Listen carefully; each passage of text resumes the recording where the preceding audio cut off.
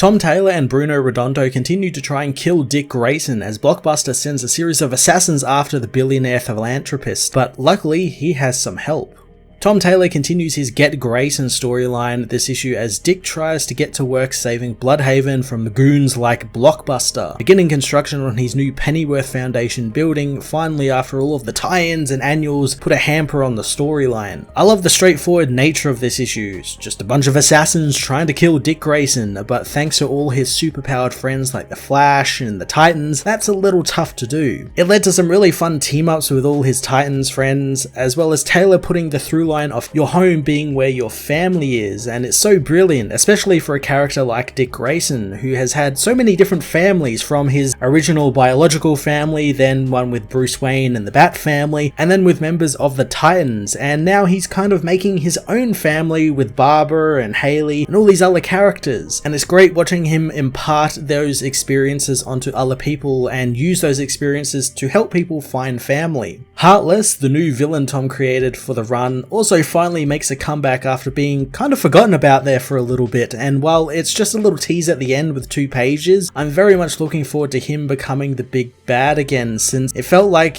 his arc was just taking off before it was cut short by Fear State. Bruno Redondo continues his just masterclass in visual storytelling here, returning to a bit more of a traditional comic structure, but filling the pages with really fun, colourful action. Dick also gets a brand new costume this issue, which brings the big blue lines down to the arms, something fans have wanted for a long while now, and looks quite fantastic, and I'm looking forward to seeing what other surprises the suit has in store for us that were teased in this issue. Nightwing issue 88 was another fantastic return to form for the book, featuring lots of fun team-ups, action, and a brilliant and heartfelt message about family. I'm going to give this issue a 10 out of 10.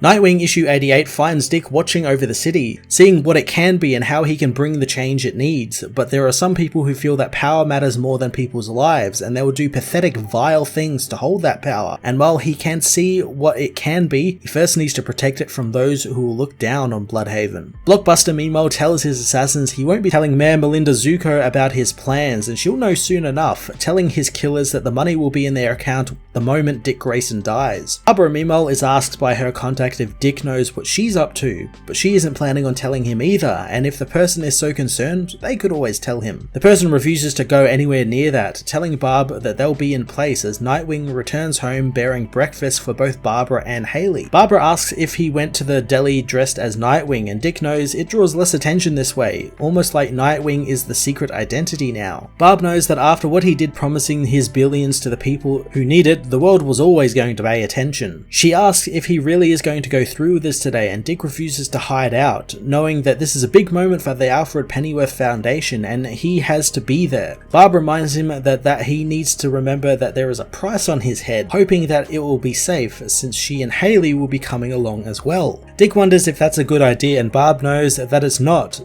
since the danger could spill over from Dick into the people near him, but she and Haley had a long talk about it and want to be there for him. Dick had thought that his dog was a bit more sensible than that, but Barb tells him that she takes after her owner. Later on at the docks, Dick gives a speech at the groundbreaking of the new Alfred Pennyworth Foundation location. The assassin Gun Bunny takes aim as Dick thanks the city for having him there, knowing until recently the area was filled with tents of unhoused young people, and before he began the project, he spoke with many experts that told him the thing he already knew, knowing that the house doesn't make a home, and really the home is where your family is, be it the family you're born into or one you find along the way. He tells the people that while the foundation works with local groups to house every person who lived there, they can't take away the home they made there, so instead they'll improve it, and this location will remain a hub for their community and for their friends. He hands the shovel over to Alejandro, telling him that this is his space and he should be the one to break the ground on it. As the boy breaks ground on the building, Gun Bunny fires, but a gun is destroyed by Starfire as Donna Troy takes the woman's earpiece, telling whomever is on the other end that Gun Bunny can't talk right now. Starfire tells Oracle that they have the shooter, but Barb, who is nearby, knows that wherever Gun Bunny is, Gunhawk isn't too far behind, hoping someone has eyes on him. Beast Boy can't see him as Barb calls for Dick to be taken out of the area. Gunhawk soon reveals himself from a nearby window, firing on Dick, but the Flash moves in to save him. Dick wants to know what Wally is doing there, figuring out that Barb called him in, agreeing with her decision to call his friends in. Wally hopes that he's wearing a vest under his clothes, learning that Dick is, but he's not wearing his costume since it's too thick. Wally knows that the shooters are after Dick Grayson, so he can't be there, so he asks if Dick wants to be carried by a cradle or piggyback, but Dick knows that neither are dignified. Blockbuster contacts Gunhawk, whose room is about to be raided by someone, so he calls in the B team to get Grayson. Flash meanwhile delivers Dick to Mr. Terrific at Terrific Tech, showing him that they have made him a new Nightwing costume, one that can be worn under his clothes and that is flexible enough and strong enough to also defend against stabbings and shootings. Wally knows, however, that he won't need to worry about his handsome face since no one's going to shoot that. Dick can't believe that they made him a suit, but Wally knows that Michael did all the work, but being his best friend, he does have a vested interest in seeing him not die. They tease some other new features but don't have time to go over it since they need him to suit up and help deal with this situation. Back at the dockyards,